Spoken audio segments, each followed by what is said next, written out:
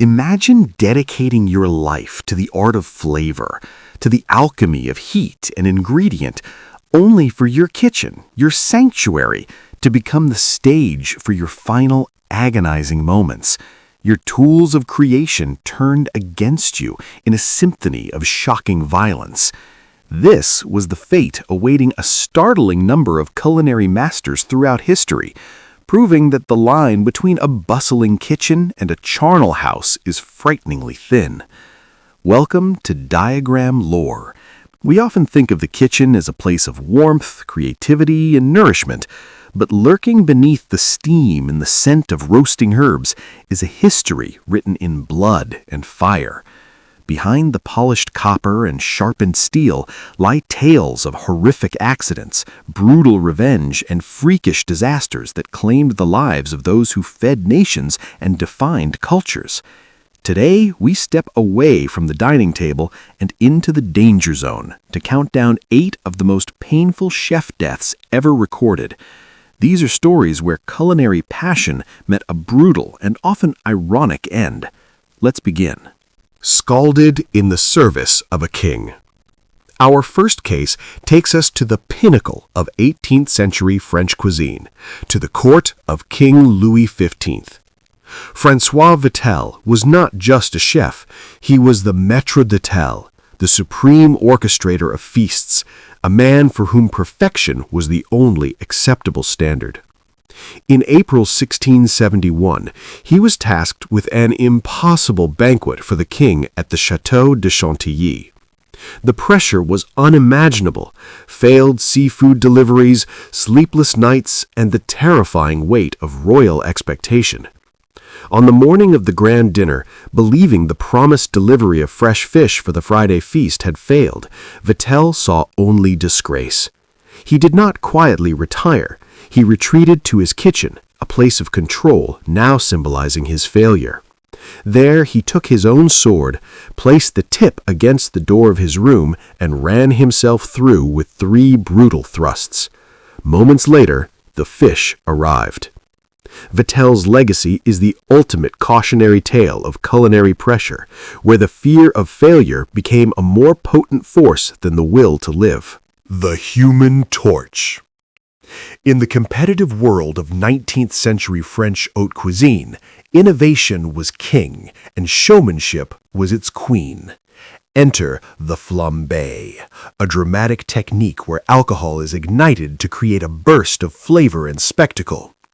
For one unnamed Parisian chef in a prestigious restaurant, this routine performance became a death sentence. As he prepared a dish, likely a classic like crêpe Suzette or steak Diane, he poured a generous measure of high-proof spirit, perhaps brandy or rum, into a hot pan. The expected, controlled whoosh of flame became a catastrophe. The vapors, heavier than air, likely flowed over the rim of the pan and made contact with the open flame of the adjacent stove's burner. In an instant, the fire did not stay in the pan. It raced back along the vapor trail, causing the entire bottle in his hand to explode. A fireball engulfed him, his pristine whites becoming a shroud of flame. He died not from a simple burn, but from the systemic shock and catastrophic tissue damage of being literally cooked alive by his own recipe. His legacy is a horrifying reminder that in the kitchen, the most beautiful flames are often the most treacherous. A fate served cold. Marie-Antoine Carême, the legendary king of chefs and chef of kings, who cooked for Napoleon and the Rothschilds, is credited with founding Grande Cuisine. His death, however, is a slow, chilling tragedy rooted in the very environment he mastered. For decades, Carême ruled the kitchen, laboring over immense coal-fired stoves and roasting pits in poorly ventilated palace basements. He spent his life inhaling a toxic cocktail of carbon monoxide, coal dust, and the rendered fumes of countless animal fats. The kitchen, his kingdom, was slowly poisoning him. The damage was insidious and cumulative. It wasn't a single event, but a lifetime of inhalation that led to a gradual, suffocating decline, likely from a combination of severe pulmonary fibrosis and chronic carbon monoxide poisoning. The man who created the most exquisite airs and delicate pastries was ultimately killed by the very air he breathed. His legacy is a monument of culinary art built at the cost of his own lungs. The Butcher's Bill. The tale of Soren Mosebacke Jansson is a grim slice of Scandinavian folklore from 19th century Stockholm. He was a hulking butcher and cook, known more for his brute strength and violent temper than for any culinary finesse. His kitchen was a place of fear. The story goes that after a particularly brutal act, some versions say he murdered his wife, others that he was simply a monstrous bully, an unofficial death sentence was passed. In a twisted act of communal justice, his fellow kitchen workers and butchers turned on him. They didn't use conventional weapons, they used their tools. In the cold, tiled room where he had once held sway, he was set upon and slaughtered like the animals he dismembered, likely with meat cleavers and boning knives. The man who wielded a blade with such cruelty finally felt its edge himself in a frenzy of bloody workplace vengeance. His legacy is not a recipe, but a warning. In the pressurized, blade-filled world of the professional kitchen, the alpha predator can quickly become the prey. The ironic digestif. Alexis Soyer was a culinary superstar of Victorian England, a chef, inventor, and philanthropist who revolutionized field kitchens for the British Army during the Crimean War. His later years, however, were marked by professional decline and ill health. In 1858, seeking to promote his latest invention, a portable magic stove, he attended a civic banquet in London. The feast was a grand success, but for Soyer, it was his last service. After the meal, overwhelmed by the heat, the rich food, and his existing infirmities, he suffered a catastrophic stroke. He collapsed at the very scene of his triumph. The man who had fed thousands of soldiers and dazzled London society died not in battle or in a kitchen fire, but from the cumulative excess of his own profession, felled by the rich sauces and demanding pace that defined his life's work. His legacy is one of brilliance shadowed by the physical cost of a chef's relentless lifestyle. A slice of revenge. In the cutthroat world of late 19th century New York City fine dining, Giovanni John B. was a head chef of considerable reputation and by many accounts a temperamental tyrant. His kitchen was run with an iron fist, and his abuse of underlings, the plongeurs, peelers, and scullions, was legendary.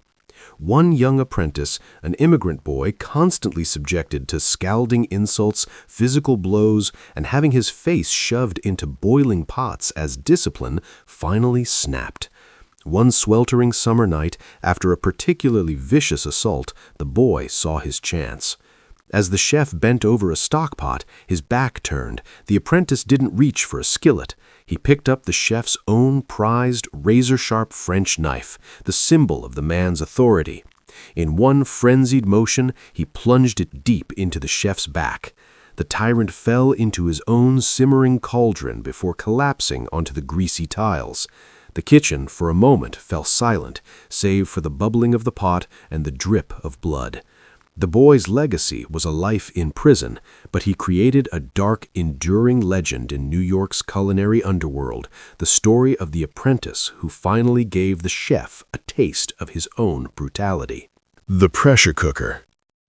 The early 20th century saw the rise of industrial-scale cooking, and with it, new, powerful dangers. In a massive hotel or ocean liner kitchen, giant steam-powered autoclaves and pressure cookers were used to prepare food for hundreds. For one anonymous lineman cook on the RMS Olympic in the 1920s, this machinery became his tomb. Tasked with operating a massive rivet-sealed pressure cooker used for stocks and stews, he made a fatal error, a stuck or improperly seated safety valve. As the pressure built beyond the limits of the wrought iron vessel, the cook was likely unaware of the scream of metal under stress. The explosion, when it came, was not a simple pop. The vessel catastrophically failed, fragmenting into red-hot, head-sized shrapnel. The cook was not just struck, he was essentially at the epicenter of a scalding metallic bomb. The steam, released at temperatures far above boiling, instantly parboiled his flesh, while the fragments tore him apart. He was cooked and dismembered simultaneously by the very technology designed to make cooking more efficient. His legacy is a vanished name, a footnote in maritime safety logs that helped lead to stricter regulations on pressurized kitchen equipment. Fallen from the height of his career, Bernard Loiseau was one of France's most celebrated chefs in the late 20th century, a man who reached the zenith with 3 Michelin stars for his restaurant La Côte d'Or. But in the world of French gastronomy, stars can be lost as quickly as they are won. In 2003, rumors swirled that the upcoming Michelin Guide might demote him, stripping him of his precious 3rd star. For Loiseau, whose entire identity and massive financial debts were built upon this pinnacle, the prospect was not a setback, it was an existential obliteration. The psychological pressure, a modern echo of Vatel's despair, became unbearable. On a quiet afternoon in February, he did not go to his kitchen. He went to his bedroom in his home above the restaurant. There, he took a shotgun and, in an act of ultimate finality, ended his life. The man who had mastered every sauce and technique could not master the corrosive fear of perceived failure. His legacy is a complex modern tragedy, proving that in the 21st century, the most dangerous thing in a world-class kitchen can be a critic's notebook. From the despairing sword of Vatel to the self-inflicted gunshot of Loiseau, the history of cuisine is seasoned with profound suffering. These 8 cases reveal a haunting truth. The kitchen, for all its creativity, is a theater of intense pressure, lethal tools, and volatile elements. It demands a sacrifice, and for some, that sacrifice was everything. The fire that perfects a sauce can also consume its creator. The pressure that tenderizes can also explode. The pursuit of perfection can poison the soul. It's a reminder that behind every great meal, there lies not just skill, but risk, and sometimes an unbearable cost. If you found this descent into culinary darkness compelling, make sure to subscribe to Diagram Lore for more.